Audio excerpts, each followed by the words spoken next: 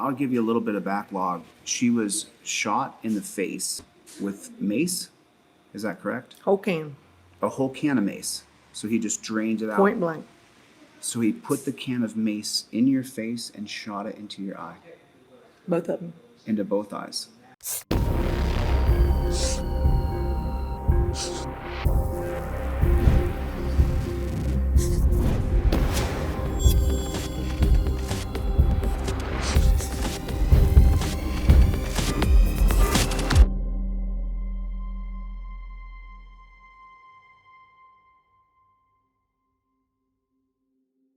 Hey, Mom, it's your son. I'm doing good. I'm okay. I'm going to go meet with this woman named Teresa Ward, who's a mail carrier up here. And she's defiant. She's not afraid.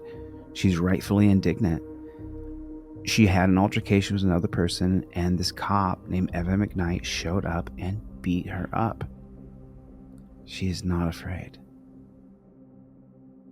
So you're in your Toyota truck and you go. So we pull up, Jaden and I pull up, and I take the keys out. I got them in my hand. I hadn't put them in my purse yet. I do that when I get out, or stick them in my pocket right there. And I had my purse on my shoulder, and I just opened the door, and thank God I hadn't stuck my leg out. Because the door opened up, and this girl comes whizzing around and comes in from this side, right? Mm-hmm. And she hits my door. All of a sudden, the door slams shut. And it's just a good thing I didn't have my leg out. She gets out of her car, and she's already on her phone, right? Because she's hit your car? She's already on her phone. Yeah.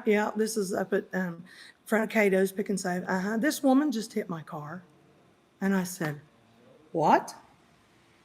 Yeah, this woman just hit my car. Yeah, we're up in the parking lot. And I see right then, I can't talk to that. Yeah. I can't talk to that. You're triggered. I can't talk to that. I said, when the police get here, I'll be in there. Right. So I go in the store, and a friend of mine's in there. And when I walk in, she said, Teresa, what's the matter? Look on my face. And I told her, I said, chick out there just hit my truck, blah, blah, blah, blah, blah. We find the earrings. We check out. I keep looking out the window, waiting on the cops. They didn't come. She comes around. I said, I wish they would hurry up because I got stuff to do. Oh, you're going to make time to do this. I get this attitude, you know. I said, don't touch me. She said, like this. And she jumped up and chest bumped me. And I popped her in the face right here, because if I was fighting, I'd have hit her in the nose, and then I wouldn't have quit. Okay, and then what happens But after I hit that? her in the face and checked like I didn't even hit her, and hit her pretty hard, you know. Oh, that's the way it's going to be. So she runs at me. Hair pull, right? Hair pull. So I pull her down, wall her to the ground, sit on her, and I hope that ain't a weave or a wig, because I held her right by the head above each ear like that and held her head down. She's like, what are you going to do? Just hold me here? I said, yep. Okay. You're holding her down. Okay. And so she, you know, she ain't getting loose. And all of a sudden, out of the blue, all I hear is, get off her, pow! And I get tackled. So he's wrestling me around. Well, I go in fight mode, then I'm getting loose, right? Right. So he's got me down. I get my arm around this way, and I get it behind his knee, right here. And he's like going, don't. I grabbed my wrist and pulled it like that, and it threw him off balance, and he took 2 or 3 steps backwards, and bam, right down flat on his ass. I didn't even know the man had glasses to wear. I had glasses and ear Bluetooth in until he tackled me. Do you know it's a cop, And though? he hit. I didn't until I threw him off him. I didn't know who it was. And then he hit the ground, you know, and his eyes were that big, and I almost said, I've seen that look before. But I didn't. Right. And I said, you didn't say who you was. He said, yes, I did. Ironton Police. And he grabs me like this. Ironton Police, stop resisting. Stop resisting. Stop resisting, like that. And the first thing I did was grab my arm, you know, to pull it down. Because he's got his arm around your neck. Yeah, he's trying to choke me out. And I go limp, right? And he just keeps doing it. Stop resisting, until he pissed me off. And I said, God damn it, I am. Because he's still choking you. Yeah, So he's still doing that. But you've given up. You went limp and you stopped fighting back. Right. Because you realize it's the cops. Throws me face down, I let it happen. Throws me face down on the asphalt. And it says, put your hand behind your back. So I take this hand, put it behind my back. So I'm like, here it is. I start moving my fingers, you know, there it is. So I try to roll off of this arm, which was stupid. Right, because you have 2 bodies on top of you. And when I do, I get my face slammed into the pavement. And then I see I'm down and he's on me like this, and my face is pushed into the pavement. And this hand's here, and this hand's here, and all I see is a can right here. And he says, if you don't put your hand behind your back, I'm gonna spray this on you. And he knew I couldn't, and I said, do it, pussy. And he did. emptied it right here, back and forth between both eyes. So he just Face down with one hand under me, one hand behind my back. So he rolls me off my arm, handcuffs me, and about that time the next cruiser shows up. And he doesn't work for the Ironton Police Department anymore, probably because he was too honest, and that was Goldsby. So he pulls up and he's like, "What's going on?" And McKnight's like, "Oh, she's resisting," you know. And he yanks me up. He puts the handcuffs on me as tight as he could get them and picks me up by him. Takes me over to the cruiser. "Have you got any weapons on you?" I said, "I got a pocket knife in my pocket." They do that, pat me down, put me in the back of the cruiser. Did they wipe that pepper spray off your face? No, they put me in the cruiser and shut the door, and it was in August, and this way is west, and the cruiser was facing this way, and I was in the back seat, and the evening sun coming in started just beating down through that. Well, I know what a dog feels like when it's shut up in the car. Oh, the hot dog Because syndrome? there was no air in there. Fire crews, along with Ironton Fair Mall security, as well as animal control, were all out here coming to the rescue of that dog. It was left in a locked car, which at that time was parked here in this space under the blazing hot sun. Sacramento firefighters got that car open, and the dog eventually, when they did, lapped up water pretty eagerly. But I'm going around the cracks like this, trying to find a crack to breathe air. I couldn't breathe. I couldn't get any air. And then I don't know if I thought I was having a heat stroke or what, because I couldn't breathe. I couldn't see. I got snot running out of everything, you know. So I lay down in the seat on my back, and I pull my feet up, and I kick the window about 3 times, something like that. Not hard enough to kick it out. I'm trying to get attention. Right. You know? Right. And I pop up and I look around, and I don't think I even made an impression on anybody. And I try again to try to get some air somewhere, and I can't do it. And so I laid down the seat again, and I kicked the crap out of the window that time. Right. And he come running over there, and I told that Goldsby, I didn't even talk to him anymore. I said, "I can't breathe. There's no air back here. Nobody's asked me what my name is. Nobody's asked me for my insurance." So I'm sitting in the back on this side. They got the back door open here. McKnight's here, Goldsby's here, and he said, "Go around and turn the air on." So he said, "Turn the air on." So why didn't he open the front door right here and reach in to turn the air on? That's because he's little. He goes around this way. You think of all this stuff later, you know? Sure. He goes around this way, opens the door, reaches in, flips something. They shut the door and they walk back off. Goldsby says, "We'll be back. We'll be back." As they shut you with the closed windows again? Mm-hmm. Okay. And you didn't turn the air on. You did not turn the air on. So then finally, Goldsby comes over. And he says, "Are you going to be all right?" And I said, "Yes," because he thinks I've been combative this whole time, which... Well, sure. When he gets there and he sees that you've been being Right. tortured, you're fighting to get some air out of the window. Right. So he says, "You going to be okay?" And I said, "Yes." So he had me get out and turn around, and he took the handcuff loose, and he loosened them and put them in front of me. Okay. And he said, "Sit down here and tell me what happened."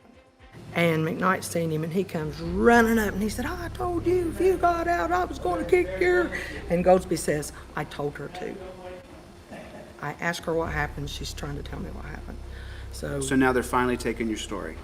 Okay. Goldsby did. Goldsby took your story. Goldsby did. And McKnight gets pissed off that he got you out the car. And he put your cuffs in front. And at one point, Goldsby looked across the back door at Evan, and he said, "What she's telling us is exactly what them people over there's telling us." And so now they take you down to the dungeon. What do they charge you with? What was it? Resisting arrest and I don't know what all. We never made it back into jail. They handcuffed us to 2 benches in there. Right.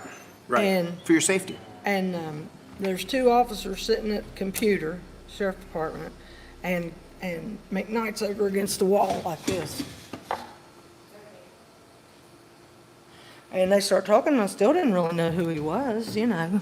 And so while those guys are asking us stuff and everything, I said, "Who is that?" And they said, "Who?" I said, "Him. What's his name?" And they said, "Oh, that's Evan McKnight." I said, "Hey, Evan McKnight, me, you, no pepper spray, no handcuffs. I'll rub your damn nose in it and make you like it." Yeah. I told him that Yeah, because he's a wussy. right there in front of him. He's obviously a wussy. So anyway, I ended up, my friends come and bonded me out And when do you ever get water? When does the water come? when I got home. Oh, so the jail doesn't give you any water either? Do they rinse off your face or the pepper spray? No?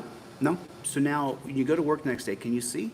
Is your eye still I missing? can only see partially out of one eye with my glasses on. That's how I worked. Show us the glasses that you wore that when you first came in. You had some. Oh, these are my glasses now. I had wire rims when he did that. Yeah. Yeah. And my eyes water so bad now I can't even wear the scleras. It's like it constantly gets worse, especially this eye. Right. Will really water. You can see water stains on the bottom of my glasses there where they water. Sure. And they told me then that it shouldn't damage my eyes permanently, but it has. Of course it has. It has. Of course it has. Of course it has. Just like a taser doesn't kill people, but it kills people all the time. Yeah. Just like a taser doesn't ruin people's lives, but a taser ruins people's lives all the time. That's not the way to take care of Americans. Did you have eye problems before? Your eyes leaked all the time? No. Okay, so the damage is directly from McKnight. Okay, so Especially this one, it just pours bad. right, and so now, do you go in and file a complaint against McKnight? No, wasn't doing good. Why do you say it wouldn't do any good? Wasn't doing good. Why wouldn't it do any good? It just wouldn't, because it's the way this town is. Was Pam at the head of the department then, or was it Lundy? No, Pam was the police chief then. Oh, so Pam was the police chief. I never talked to her or anything. She's a real peach. She's a real peach. And so you don't file a complaint against McKnight? You never do? I didn't until we went to court. And when we went to court, and my attorney was there with me, and he shows the paper where that shows me McKnight's deposition of what happened.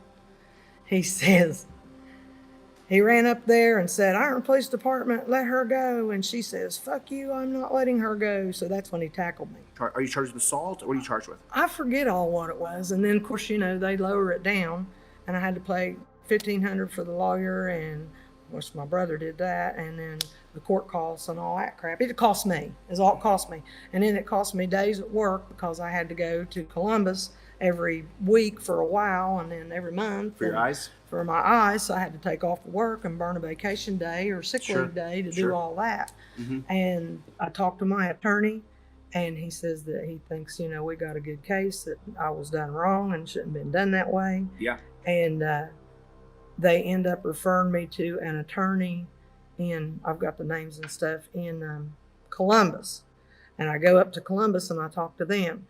And I told them everything I'm telling you and showed them how he did me and how I was down when he sprayed me and all that. And they're like, oh, yeah, we're going to get it.